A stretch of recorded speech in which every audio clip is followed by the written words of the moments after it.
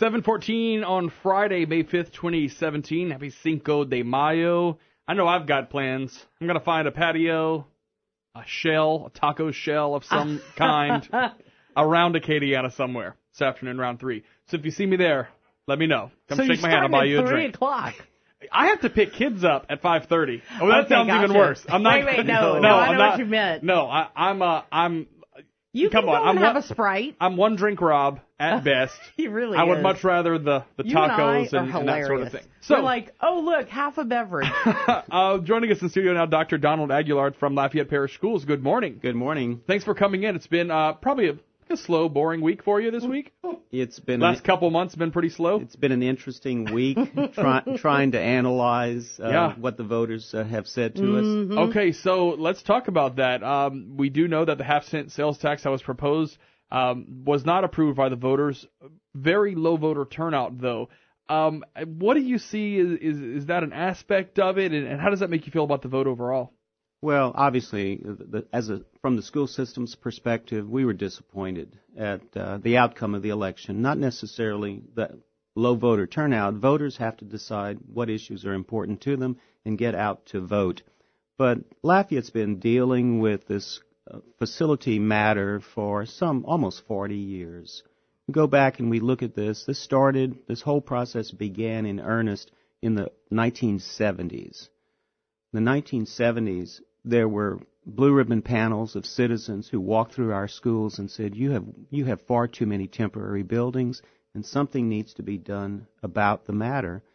1971, 1991, the year 2000, even 2010, we have had countless entities tell us you have far too many buildings. What happened back in the 70s and 80s, obviously we were not building particularly enough elementary schools. Mm-hmm. Most of the elementary schools in the district, particularly in central Lafayette, were designed originally for 300 to 400 students. Wow. Today, on average, those elementary schools have 600 plus students. A few of them are approaching 1,000 students. That really is telling me that not so much middle schools or even high schools, we have not been building enough elementary schools, or we have not been building them at the correct capacity for the enrollment today. Now, back in the 60s, 70s, and 80s, maybe we weren't doing an excellent job calculating the demographics. But back then, neighborhood schools were probably in the 300 to 400 student range. Mm-hmm. Today, we're building elementary schools, the new ones, for 750 to 1,000 students. Wow. So we're on the verge. Obviously, you guys had a big rezoning plan that will start to take effect in the fall. And a lot of it was to address overcrowding at some schools and underutilization of some school campuses. We know some areas, Northside High School is a perfect example, where there's actually more room at that school, from what we're told, than students to go there. How do you deal with that? And, there have been some suggestions that maybe that's where you make your academies and put your magnet schools. As other places have done, I know Dallas, for a fact, used a failing downtown campus that no one wanted to go to and made that the magnet school. Do you all look at that? I mean, as far as facilities goes, because that was the biggest point of this tax. We absolutely do. In fact, the board has been asking us to move programs to underutilized campuses. As an example, we opened Northside High School as a second Health Academy site. We went through fall frenzy and then admission, application, and then lottery for the upcoming school year. Mm-hmm. We had fewer than 15 students interested in the Health Academy at Northside High School. So we can deploy programs, but we have to get kids to go to those programs. Yeah. But I will tell you this vote Saturday pretty clearly tells me, if not the board, tells me that we need to really look at capacity across all of our schools. And it may well be that we will move away from this mindset of K5, 6, 8, 9, 12 configurations. It's possible that we might be moving to having 7th and 8th graders on some of these high school campuses, particularly if the campus is underutilized. That would allow us to move 4th and 5th graders from an elementary campus maybe to the traditional middle school campus, and provide some relief for the elementary school. Got a couple of examples where Prairie Elementary School has 32 temporary buildings. Evangeline Elementary School has 32 temporary buildings. If we can shift grade levels to additional campuses to fill up seat space, that might be a solution to help provide some relief for the elementary school. Mm-hmm. The goal really is to maximize 100% of the available seat space in the traditional brick-and-mortar classrooms. So it's just kind of a totally different way of thinking about it, not necessarily adding on to certain campuses, but just shifting the students kind of around. And keep in mind, the board had been moving in earnest to try to get back to the correct alignment, K5, 6, 8, 9, 12. But with this vote, maybe we need to rethink. Space really is a commodity in the district. We need to maximize the amount of space we have. So you came from another school district, and you came here where we do have, several top-rated schools, here in our school district. Where do you see, 10 years down the line, where do you see not so much this project that we're talking about now, but just the school system in general? Because, despite the fact that the stats that we're told is about a third of the students here go to private school as opposed to the public school system, that doesn't seem like it's going to change anytime soon. Well, a couple things that we recognize. Let's just call it a very healthy, competitive environment in the Lafayette community for education. We recognize that. We're good. We're okay with competing, child for child.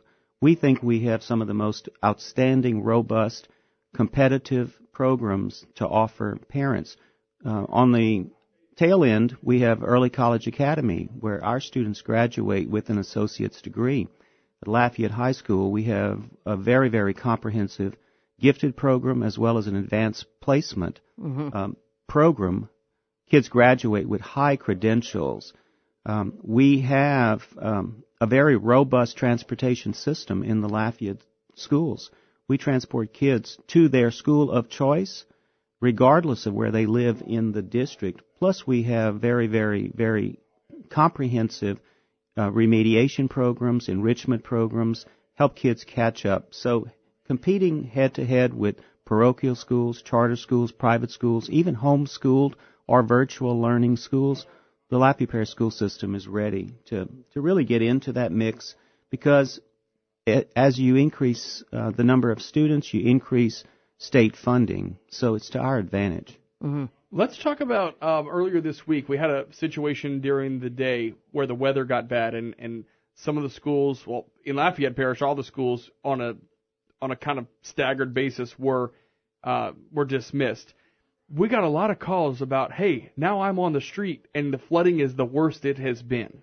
Can you walk me through that kind of decision-making process when it comes to releasing early as opposed to canceling school, ahead of time? We didn't know what flooding would happen. We knew it was going to be heavy rain, and how that decision's made on the district level. So that's a great question, because it is one of the most difficult decisions for a superintendent is to dismiss early. Mm-hmm. Not having school, there are a lot of people that are happy about no school today. But once we get the buses rolling, once we get kids in the buildings, once we start to prepare breakfast and lunch, once parents leave home and go to work, then that's when it becomes a very, very tough decision to make. Ultimately, it's about the safety of the children. And so we watch the weather situation very, very closely. We were in direct contact with the National Weather Service, and we did make the decision, at about 11 o'clock to begin the process of closing schools. Closing schools for Lafayette is about a 2-hour process. We've got to have 3 different bus routes, elementary, middle, and high school. So it's about 2 hours to get the buses back to the next campus to get kids home safely. I guess I never thought about and that. In addition to that, when we dismiss early, what happens now with parents who are at work and now their children are being dropped off at home and there may not be someone, a key holder or someone there to meet the child. So it's an excruciatingly difficult decision to pull the trigger. It's one of the things that I think everybody would like to be the one to say no school today. Mm-hmm. But when you're in that seat, you have to judge the complexities of We have 30,000 students. We have 4,200 employees, about 16,000 parents involved in this whole process of dismissing early. Mm-hmm. So we watch it very carefully. When the trigger presents itself that this potentially is going to be a dangerous situation in the parish, that's when the decision to close is made. Okay, that makes sense. And you can only do so much with what information you have as well. I mean, that's the thing. I feel so stuck because I feel so bad for y'all when you're trying to make that decision, because if you call school early, you're going to have people saying, well, now the sun is shining. My kids could have gone to school today. I got to take off of work. I hate those school people. And then if you don't do it, and it's even worse, you've got the same kind of complaining. Can't believe I had to drive through the flooding to get to the school. Right. I mean, it's like you said, you're in contact with the National Weather Service the whole time. You do the best with the information that you have, but you're not God. And listen, we do the best we can with the information we have, and ultimately that trigger is about safety of those children. Yeah. Sometimes you hit it perfectly. The flooding event in the fall, okay, we hit that perfectly. We were about an hour late, and that was a gut decision that this was going to be way bigger than what people thought. Had no idea it was going to be a 20-inch plus rain event. Mm-hmm. We were a little bit late, maybe 45 minutes late on that decision. The decision this week, it's possible that we could have said, let's not have school today. There were, as I believe, no districts had decided not to open. And so it was a matter of each parish is looking at the weather, looking at getting those kids home safely, and trying to find the window of opportunity to send them home at the right time. It is not an easy decision. I wouldn't want to be in your shoes most days, yeah. Dr. Aguilar, for Me sure. either. Thanks for coming by. We appreciate the insight.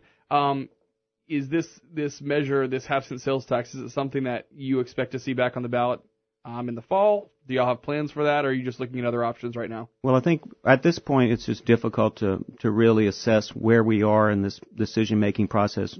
We have a budget workshop on Tuesday of next week. We're looking at the budget for the upcoming school year. The board members are interested, I believe, in trying to scrub the budget to make sure that we are maximizing the amount of dollars that are available for our facilities. So I think that's the next step in this process is we've received some criticism that we are flush with money and that we should be using the money we have to build wings. I would welcome anybody to come to our budget and look at the numbers and help us identify $10 to $12 million that might be available to build one wing at one school. And so I think we have to maximize our finances and decide, when is the right time and what's the right message to send back to the voters. We didn't resonate well with the yes crowd. And so, I take responsibility for that. We only were able to get 10,000 yes votes to the poll out of 151,000 registered voters. So the message has to be different, and it has to resonate with the majority of the people going out to vote. We'll have to make a decision about this one way or the other. And even a no decision tells us something about Lafayette and this community. All right, Dr. Donald Aguilar from Lafayette Parish Schools, thank you for joining us. Thank you. You're welcome here anytime. It's 7:55. We have news coming up at the top of the hour. Stay with us.